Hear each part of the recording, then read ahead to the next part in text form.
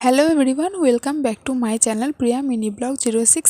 আমি শিবরাত্রির দিন আমার ভোলানাথের জায়গাটাকে ভালো করে একটু সাজুগুজু করে তারপর পুজো দিতে বসেছিলাম। আমি আমার মতন করে পুজো করে নিয়েছিলাম, তোমাদের জাস্ট একটু দেখিয়ে দিলাম।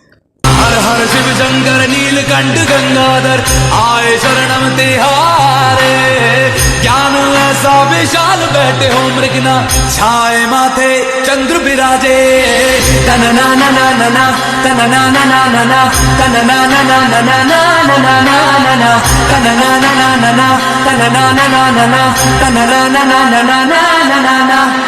শিবরাত্রির দিন তো ভোগ দেওয়া যায় না, তার জন্য তার পরের দিন ভোগ দেবো বলে, আর যেহেতু চতুর্দশী তাড়াতাড়ি ছেড়ে যাবে তার জন্য আমি সকাল 4টের সময় উঠে স্নান করে ভোগ রান্না করেছিলাম। আর আমি মাস্ক পরেছিলাম, কারণ কথায় আছে ঘ্রাণং অর্ধভোজনং, যাতে ঠাকুরের ভোগের গন্ধ নাকে না যায়। জানি না অনেকে পরে, অনেকে হয়তো পরেও, আমাদের বাড়িতে বলে তাই করে নিই। আর আমাদের বাড়িতেও ওই একটা থালার মধ্যে যা যা ভোগ রান্না হয় সব কিছু গুছিয়ে দেওয়া হয়।